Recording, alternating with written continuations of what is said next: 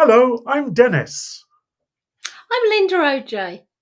and welcome to the Next Gen Business Podcast. Let's go. The Next Gen Business Podcast is produced by the Small Business Community Network. Visit them online at www.sbcncanada.org.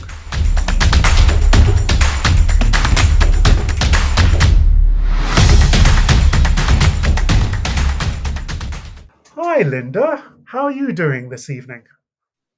You know what? It's been a really busy day, but I always feel energized when I know I'm going to come on the show with you because you've got that thing about you that really makes me think this is going to be an exciting podcast. Thank you, Linda. I always enjoy spending the time with you because I know that you're a fount of wisdom. You've got so much experience.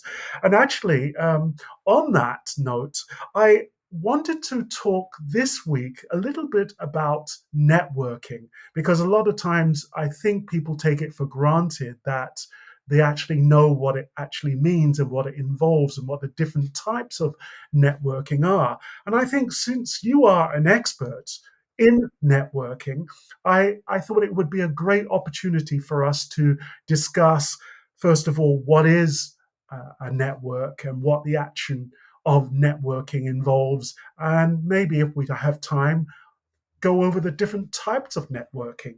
So, I'll give you an example. When I first moved to Kitchener Waterloo, I just had this idea that I don't really have a network, right? So, how would you address that? Someone who believes that they don't have a network. Okay, so you moved to Kitchener to make it your new home, and I did that 29 years ago.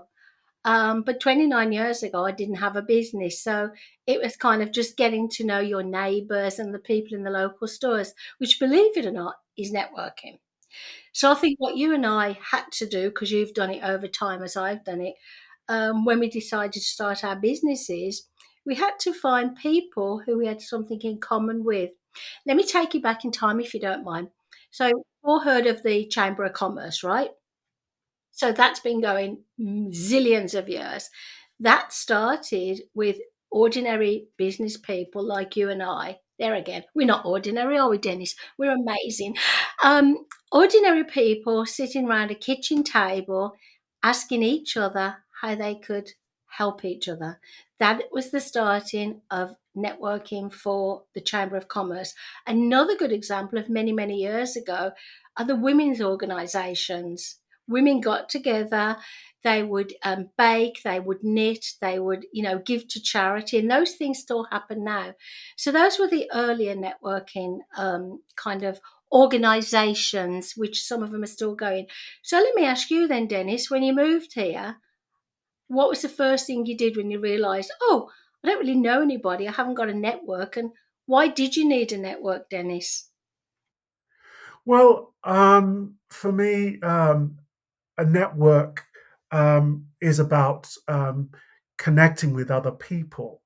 Um, no one likes to be isolated, or no one likes to be feel that they're working on their own. And I felt that it was necessary for me to connect with other people, partly out of practical needs. Right, I needed to find out what was going on. I needed to find out where I could go if I needed, say, a particular service. There are all sorts of suppliers who are connected with the business network here in Kitchener. And then I also needed just to kind of get to know other people and establish friendships. The other thing I wanted to say was I realized after a while, though, I do actually have a network, even though I don't have lots of friends here, but I do have a natural network. My family members are part of my network, um, and also just like friends that I know from work. When I first moved here, I moved to do a job as a lecturer at the University of Waterloo, right? And the colleagues that I developed there were part of my network. I quickly realized, and even people that I interacted with, say, at the local gym or at the local store, they were people I knew, and they people I interacted with on a fairly regular basis. And so they were part of my immediate network, right? And you've hit the nail on the head. So today, networking is a scary word. It really, really is. Especially after COVID, people become lazy, complacent, and just want to sit in front of a screen. But the face to face networking is so important. But why people are scared of networking, they've been told that you have to cold call. So whether you cold call and you're knocking on somebody's door and saying, will you buy my widget? Or whether you're at an organised event, some people think it's all about saying, hi Dennis, my name's Linda. I've got a brilliant book here. Please buy my book. Well, basically that's what I call the hard sell. And that has scared many people away from networking in general. So if we think about the essence of networking, Dennis, you've again really, really explained it well. It's not just about selling, it's about many, many things to do with our personal life and our business life. And who we know matters. The problem again arises in the sense that if we don't know where to network, when to network, why we're networking, we can waste a lot of time networking everywhere or nowhere. Right. Yeah. That's a very good and important point. I'd also like to pick up on what you said about this idea of people seeing networking as being like a sales opportunity. I think pretty much if you take that approach, that pretty much kind of like pretty much kind of like shuts down the whole purpose of networking. I don't think it is selling. I don't feel. I feel like it's more about building relationships, or it's more like a long term thing, building a sense of trust, or getting people to understand who you are and what you're about. Uh, do you agree? Definitely, definitely, but let's not take away the selling part completely. We've got to put this into say two sides, let's say. So we've got the people who are really, really in sales. We're all in sales, but we've got the dedicated salespeople who have to sell for their organisation. They're an employee. They've been taken on to sell every widget that this company sells. They're dedicated sales. So there's nothing wrong with them selling at a networking event if they choose the right networking event. Um, so they would go to something like the um, what would you call it? A referral based network where basically we have one realtor, one a lawyer. Help me out here, Dennis. Name some names. People really who can sell to each other and gain referrals from each other. A referral based network is that you have to attend it's called Business Network International, wonderful organisation. You go every week, you take a referral, blah, blah, blah.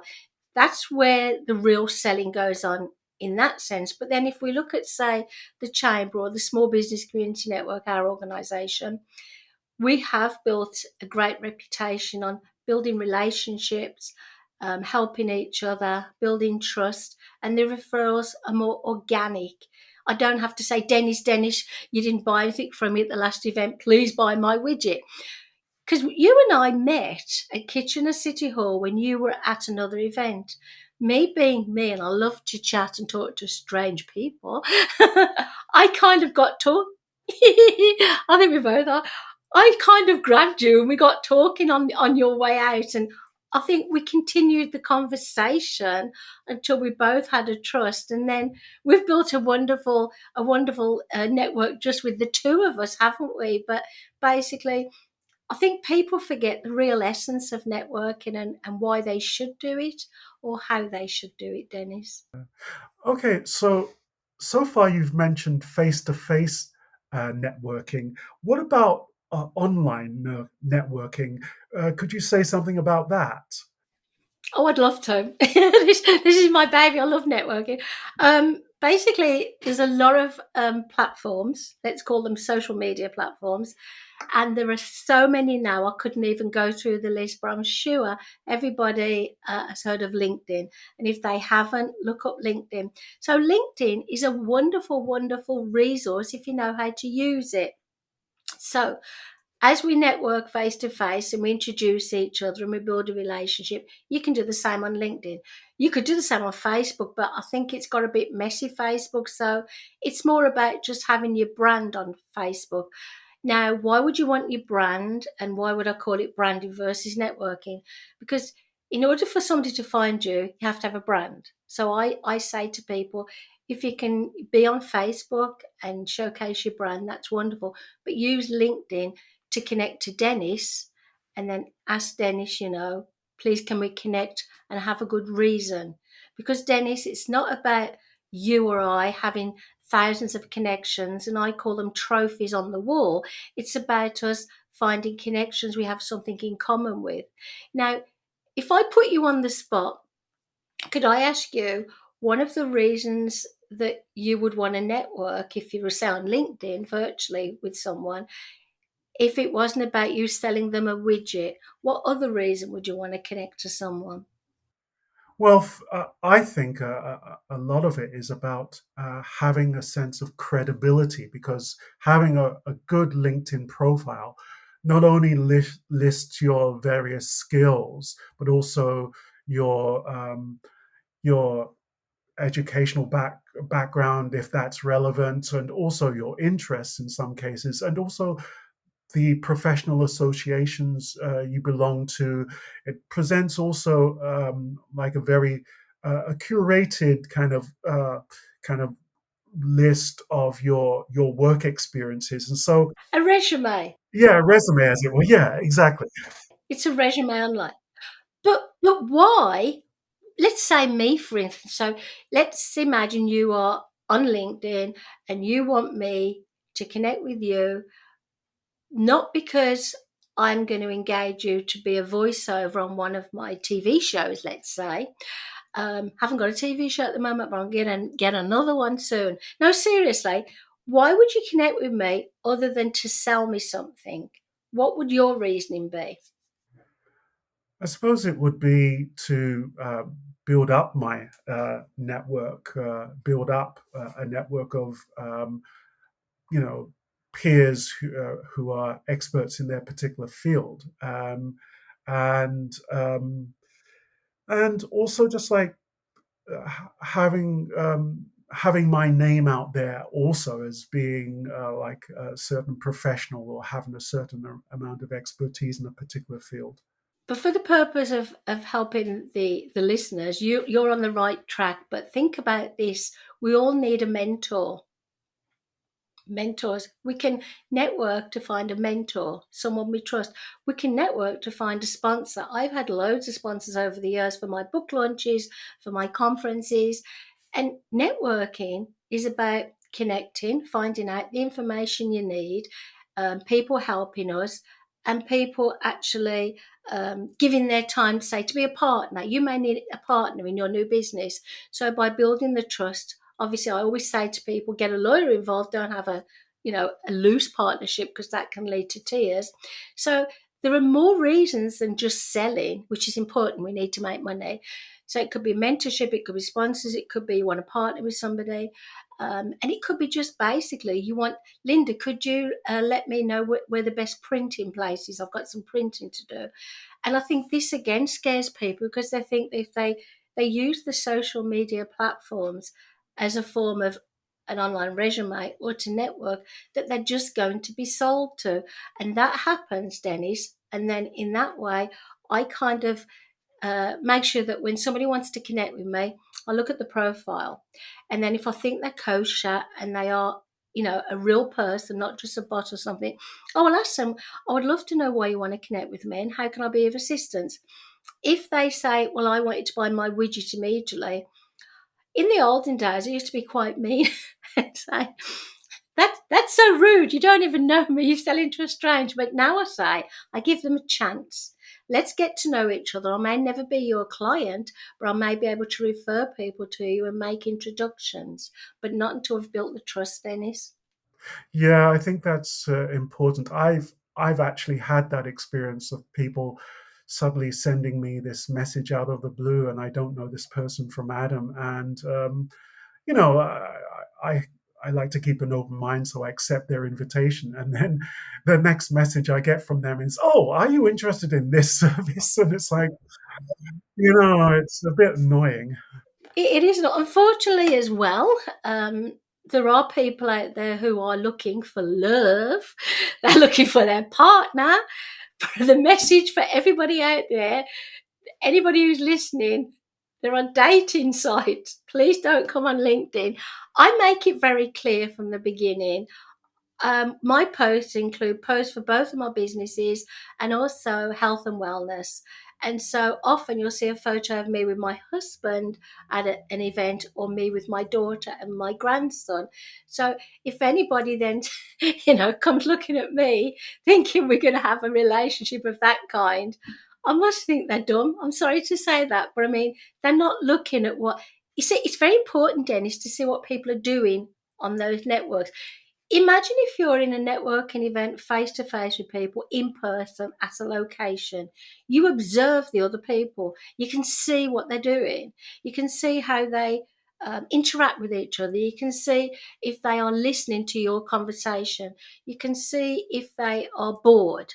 Whereas it's a little bit more difficult, isn't it, when you're virtual? So you can observe what people are posting on LinkedIn and the other social networks. And that makes me realize I can't connect with everybody, Dennis. I cannot build a relationship with, gosh, I think I've got about, I don't know, thousands. I've got thousands of people now on LinkedIn, and they can learn from my posts, and I can introduce some people if they ask me, but I can't build those trusted relationships with all those people. It's impossible. Yeah, yeah, that's very true. I have to say, Linda, when you were recounting that experience of yours of people looking for love, I've never encountered that problem. Maybe I'm not doing the right thing. Well, the question is, Dennis, are you looking for it? Because if you are, I'm good at what do they call it? Setting up blind dates. I've done that. I've matchmade for no. I'm only joking. Um, it is funny, isn't it? Because it depends also, I think, um, how much your brand is out there. You know, let's imagine somebody's really quiet on LinkedIn. They're not posting much stuff, whereas I'm a busy. I post a lot of stuff, so I think it kind of nudges some people. Oh, she's a female. I mean, I could be completely wrong. What I say to anybody, don't let them that put you off networking in any way. I mean, it can happen, the in-person networking as well. I mean, it's never happened to me because my husband's always there, but I always say to people, always say straight away, this is about business. I'm not looking for a relationship of that kind. And then be very firm with them, because otherwise it encourages them, doesn't it? What do you think about the younger generation's networking habits? Do you think that, the generation that's not us, that are just coming out of college and university, the really young people, do you think they are going to enjoy in-person networking, Dennis, or do you think they prefer the virtual? I get the impression that the virtual is kind of like almost something that comes as second nature to them, and so the face to face side might be more of a challenge, right? That's my impression. The rules have changed since, well, even before COVID. I think there were some generational changes happening, but COVID changed everything, right? And so, I do think that there are going to be some issues. That actually might be an idea for a later podcast. The idea we could be talking about, we could talk about the future, what we think the future of networking might be. Yeah, that would be a very interesting topic. We do get some students sent to the SBCN events, and they enjoy it. And I always hope that they will come back, because if you've made the effort to meet somebody face to face, follow up is very important, after you've networked. We're also building that relationship. But you are quite right. And a lot of people agree with you and I. We think that, you know, the virtual Instagram and platforms like that are probably going to be more popular, which it's a shame, because I think it's very difficult to kind of build the trusted relationship. Like, I know you, Dennis, I trust you. But if I didn't know you, you know, it's very unclear whether I can trust you, because I could say something like, well, have you been in your business very long? And you say yes, and I can't really see into your eyes. Look into my eyes. The way when you're looking at somebody straight in the face, it's more difficult. And so then you say, yeah, I want to sell you my whatever it is you want to sell me, but you've got to send me the money now. I'd be less trusting when it was a virtual thing. Then I would go away and I would search for you online to see if you did have a brand and if you were kosher. But I still don't think I'd rush into anything at all, purchasing anything from someone. Whereas when we meet in person and you're consistently attending the same networking events with other people, you get to know everybody and you know if they are kosher or not. It's this virtual thing is a bit dicey for me. No, I agree. I think it is dicey for, I think, for everyone, no matter what generation they belong to, because as time has gone by, I think the scams or the various ways in which people can misrepresent themselves have grown much more sophisticated. I'm sure you've heard of things like deep fake, deep fake photography and you know, fake websites. I'm sure you've experienced this thing where you get this strange message on your phone, or you get like a voice message or even a text message announcing that there's some kind of issue with your social insurance number or with one of your accounts, and can you please phone this number and rectify it. And of course, it's a scam. Like you contact them and they have some foreign accent and they're obviously in a different country on the other side of the planet. But But where networking is concerned, what I have noticed is that people who are not actually very good at what they do. Let's imagine we're looking for a plumber and I meet a plumber at a virtual event, and then he doesn't really know anybody else at the virtual event. It's very, very difficult, to kind of have a private conversation with that person, like a one on one. Whereas if we were in an event in person, we'd walk to one side and have a one-on-one conversation. I could ask the questions that I don't like to ask when there's, say, 10 other people on the screen. Does that make any sense? yeah, that does. Yeah, absolutely. Mm. It's a great conversation, Dennis. Thank you for coming up with it. What would you, because you're the wise one, I like to call you my professor. You're the wise one. What would you offer as a little bit of advice to the next generation of whether it's small business owners or people who want to, work in the corporate? What advice would you give them about networking? Maybe two little tips. Well, one big tip, which was given to me a while ago, and which I think actually has many ways in which you can apply it, is the person told me, when you're networking, try not to think about yourself. Try not to go in with this idea that it's all about you. Go in with this mindset of, how can I help this person that I'm interacting with? And if if you go to a networking event with that mindset, it kind of changes everything. You're not pressured into thinking, oh yeah, I have to sell myself or my brand. You see yourself more as making connections. That's a great tip. Have you got any more before we leave? The other one is, I suppose, for me, I should say, number one, I I'm an introvert. I'm a very sort of private, sort of quiet person. And then number two, because of the nature of my particular skill set, I'm what might be called a creative, in the sense that my my particular business services are focused on creating content of some sort, right, or creating a kind of a service for some for people, right? And so I've had to learn the value of networking, because my impulse is, oh, I don't really want to attend this event. It's not really me. They won't really get me. I suppose connected with that, the advice that I would give connected with that is to keep the faith, keep on trying to go to these events, because it is a long term thing. It's a long term process. It's about, kind of- yeah, and yeah. A long-term investment. Yeah, yeah. And you never know, Dennis.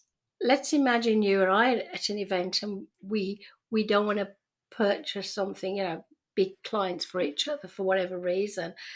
But if you do the long-term relationship like you've just suggested, I don't know who you know. People are amazed when they realize who I know. I know, people of all demographics. I don't just talk to people who are motivational speakers or authors or really people who enjoy networking. And I love going to events where I know nothing about the topic, say a techie event, and the founder's talking about why he started his techie company, because it offers us a chance to see, well, we may be in a different business, but that's how they did it. But again, networking is all about education. And sadly, we have to say goodbye from me, even though it's been a wonderful, wonderful chat tonight. Yes, and goodbye from me. I've really enjoyed our chat, Linda, and I look forward to our next one. Thanks for listening. Check us out at www.nextgenbusinesspodcast.com.